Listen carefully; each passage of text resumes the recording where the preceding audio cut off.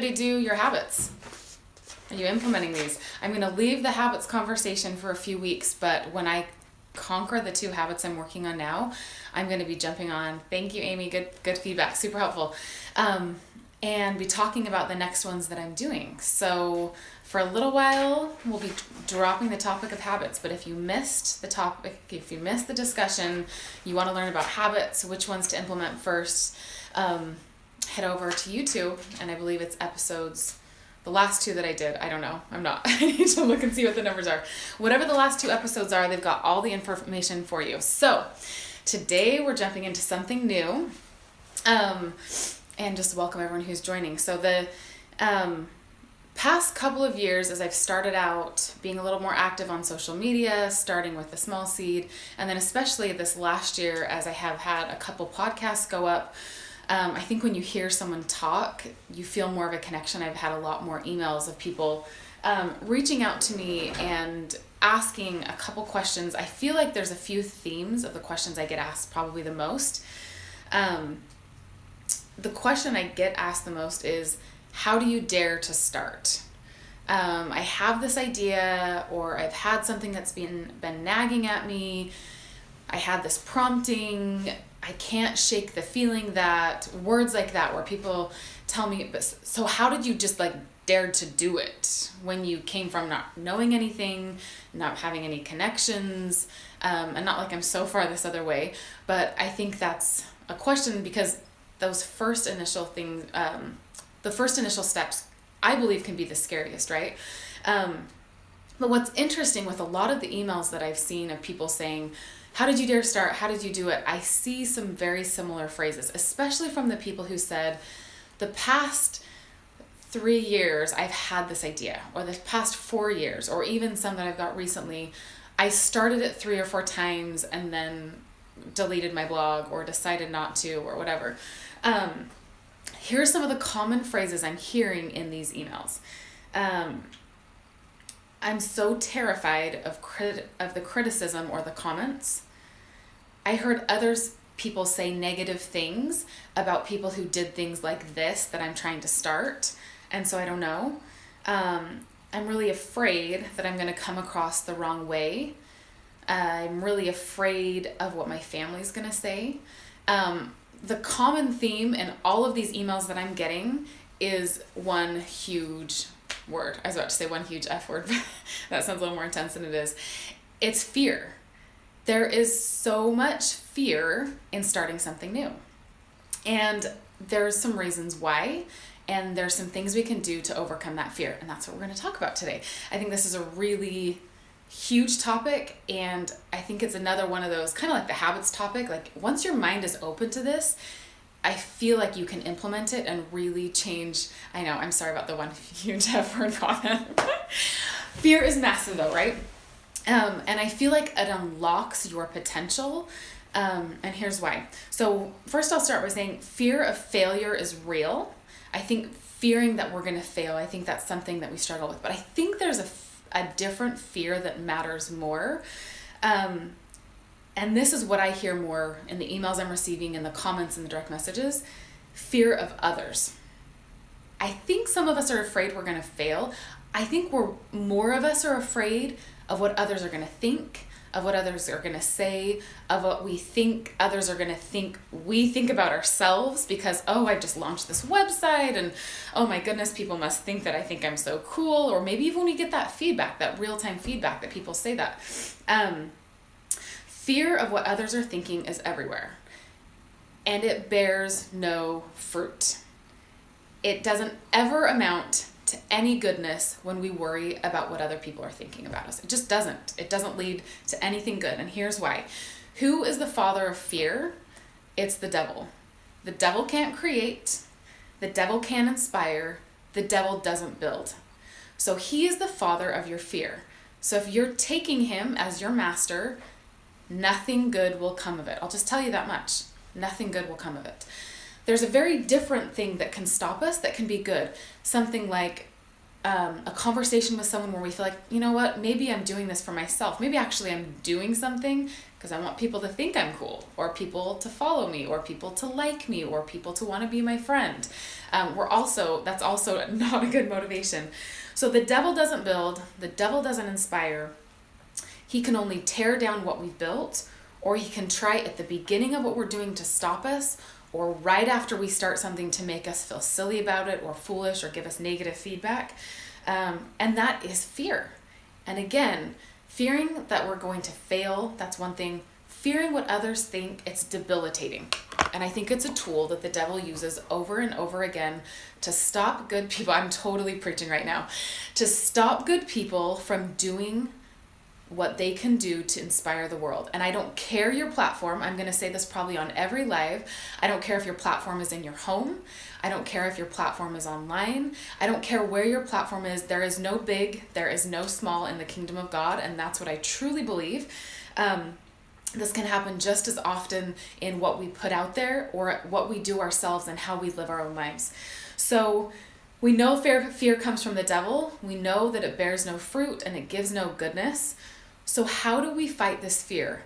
There's a few people that I wrote emails to this week, and I just said, I'm going to respond on the Instagram live because this email would get too long and it's going to take a lot of time. And I want anybody else who wants to have an answer to this, I can just say, go watch this Instagram live. So here's the 3 antidotes to fear that have helped me in my life. The first one is find a community of other people who are being brave. I think I'm going to be addressing how to do this in the next Instagram live because I think this is something a lot of people struggle with. But I want you to find, if you're a woman, I want you to find a sisterhood. And how you do it, again, I'm going to address. But I think that there's something about being surrounded by other people who aren't looking for the world's approval, who aren't looking around. And when you're in a group, you can feel it. When you're around other people who all kind of want to look cool, you all start acting the same way, or you all kind of start doing the same thing, or everyone's like super self-conscious. Find the group of people who aren't like that, or just find one person who's not like that. Find some sisterhood. Sally, you're in on my community of brave.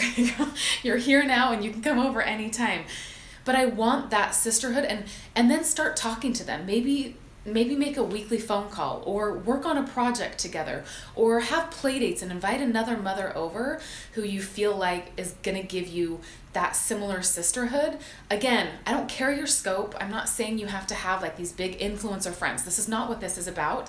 Find yourself a community of people who don't care what other people think. And I'm going to give a shout out to some people who have done this for me. And I have a friend, and I'm going to talk about this if I do this next week, Corinne.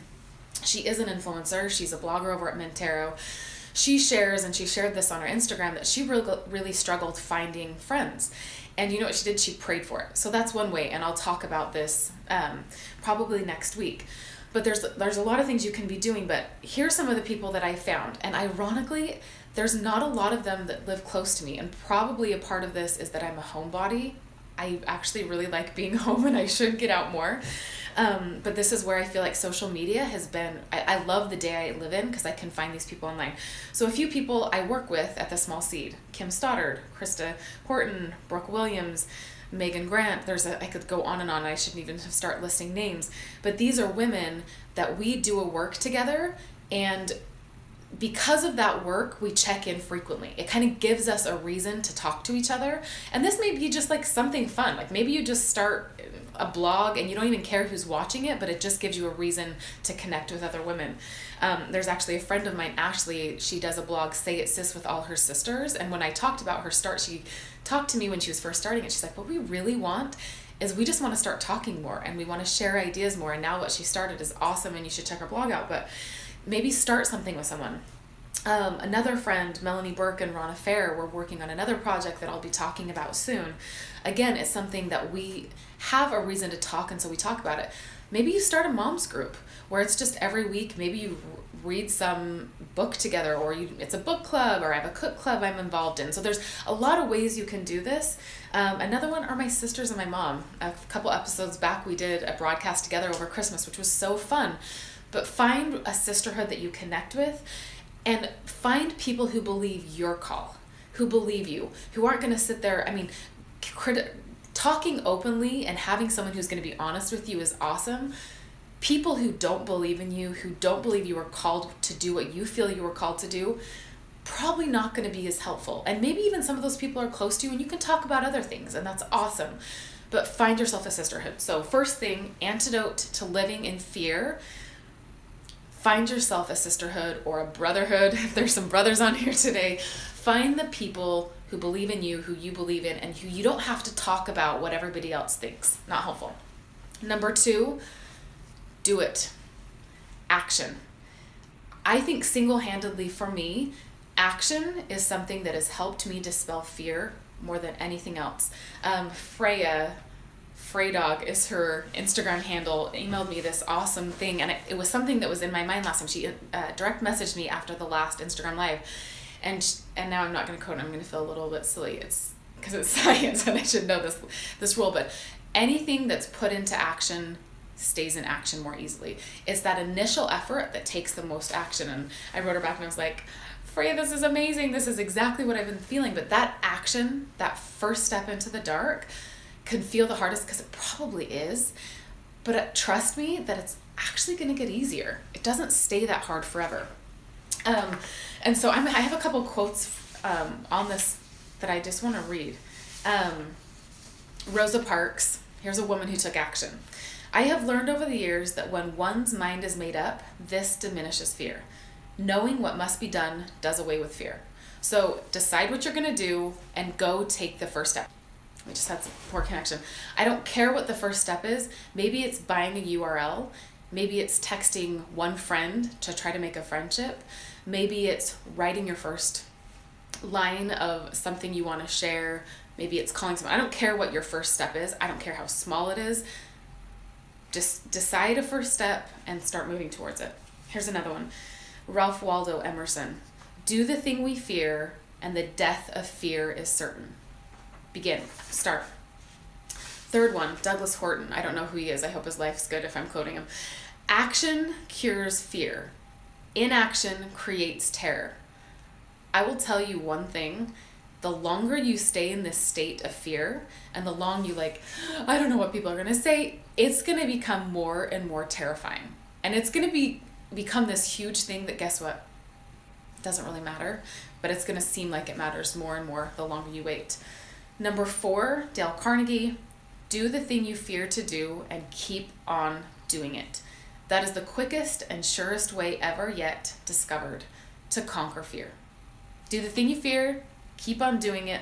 That's the quickest and best way yet discovered to conquering fear. So just start. Just start with some action. I don't care what your action is. Just do it. And the third thing that I'm going to talk about on fear, and I hope my connection's good. I feel like the last couple of weeks my connection's been in and out a little bit. I have nothing else going on, and the Wi-Fi should be strong. So the third thing I'm going to talk about. So first thing is sisterhood again, antidote to fear. Second thing is action. Third thing, remember who and whose you are and to what you have been called. Third thing, remember who and whose you are. I know the video keeps freezing. It's super annoying. Let's see if I can exit out of one other thing and if that's going to help me.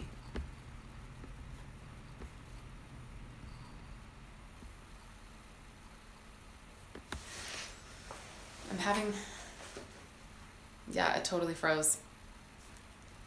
I'm not sure why. Come on, Instagram. Give me a good signal. I'm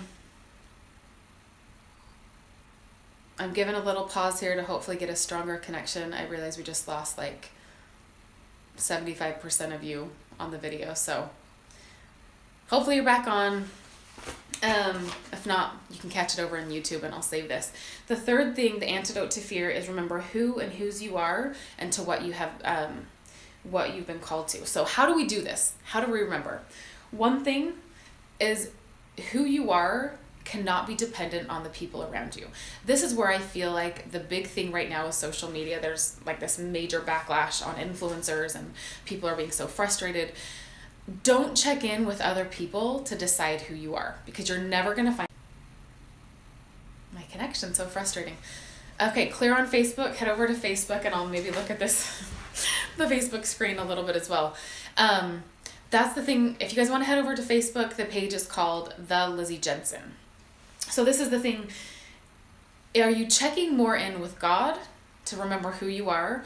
Are you checking more in with other people? Likes, comments, what are people saying about me? What are people thinking about me? Am I wearing what's cool or whatever?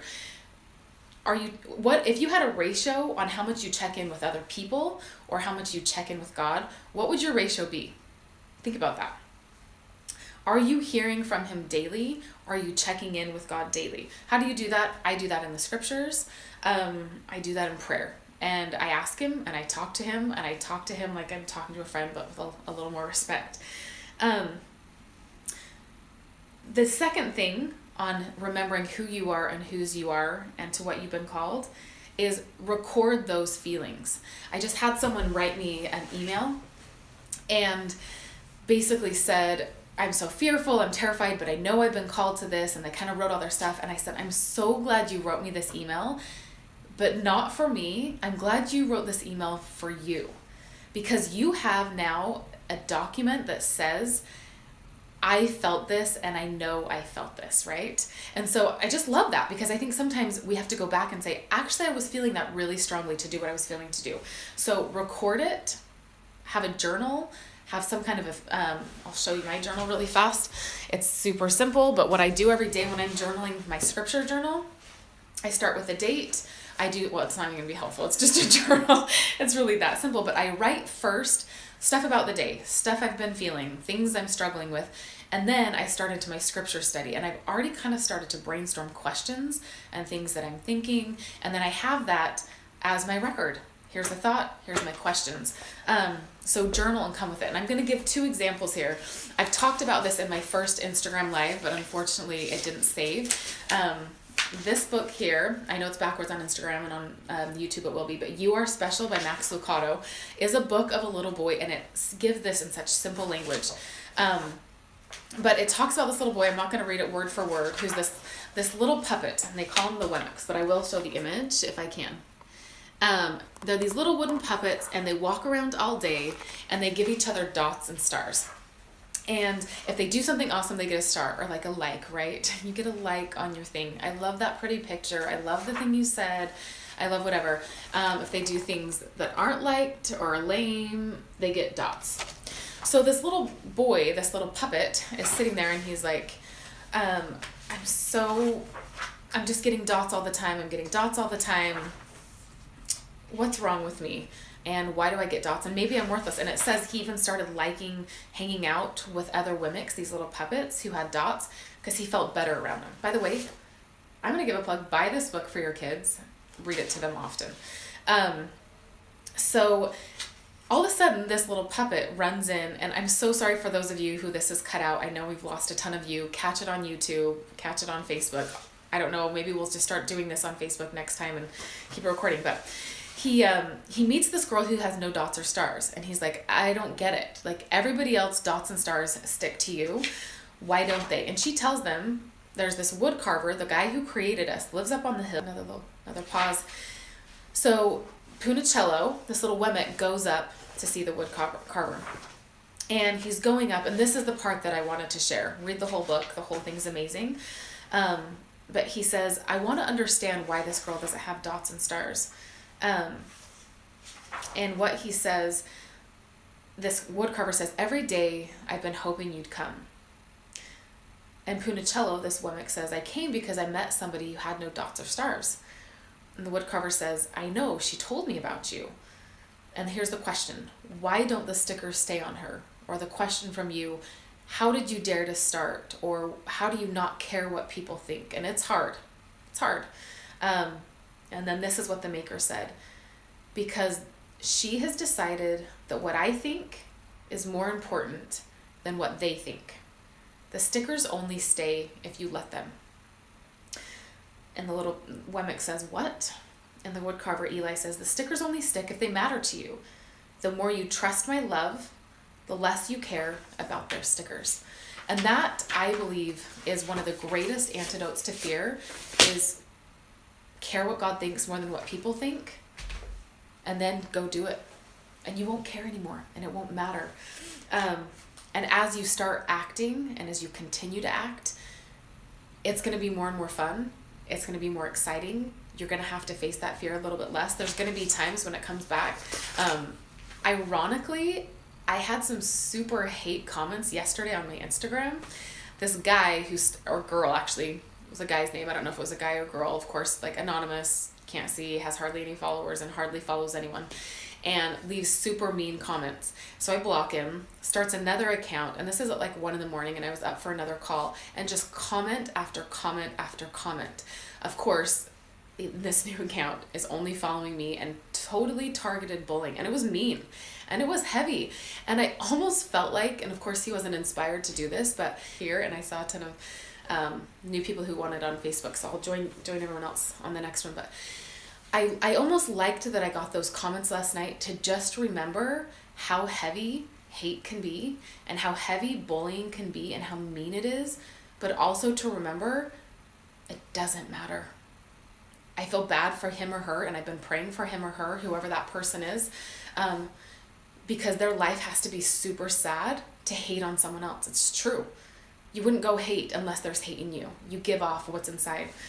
So I'm going to end with this, not with some hate, but I want to end with this quote by Mother Teresa. People are often unreasonable, irrational. I'm going to start over. People are often unreasonable, irrational, and self-centered. Forgive them anyway. If you are kind, people may accuse you of selfish, ulterior motives. Be kind anyway. If you're successful, you will win some unfaithful friends and some genuine enemies. Succeed anyway. If you are honest and sincere, people may deceive you. Be honest and sincere anyway. What you spend years creating, I'm sorry, I'm getting emotional. What you spend years creating, others could destroy overnight. Create it anyway. If you find serenity and happiness, some may be jealous. Be happy anyway. The good you do today will often be forgotten, and for a lot of you who are saying start, the good you do today is going to feel small most of the time. It's going to feel unimportant. It's going to feel like nobody cares, and I think the things that matter most, you're probably not going to see, I'm so sorry, I'm crying, you're probably not going to see results from for years. I feel like that's how it is. The things that matter most, you don't often see results from.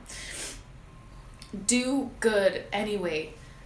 Do what you're feeling called to do, and don't care the results, don't care what people think, don't care the why. Give the best you have, and it will never be enough. Give your best anyway. And here's the final word. In the final analysis, it's between you and God. It was never between you and them anyway. So, a lot of raw emotion with that. It's hard. It's hard to start stuff. It's hard to feel like people are going to accuse you of things. People close to you aren't going to get what you're doing. I've been there. I've lived that. I still live that. People are going to write hateful comments. Bullying is ridiculous. Social media is ridiculous that people can be anonymous. And I'm sorry that the platform hasn't gone past that, and our technology isn't better that you can't have anonymous bullying. And if you've been bullied, especially if you're a teenager, I am so sorry, but it's not about them. You find who you are, you go to God in the scriptures, and you figure that out, and that's what it's all about. My dream, I'll just end with this, is to have a generation of women and men who are living true and living purposeful lives, however big or small they seem, because that will change the world. And that we stop caring about social media, that we stop caring about the likes and the comments. Yes, put yourself out there. Yes, keep creating. But a generation of people who are living true to what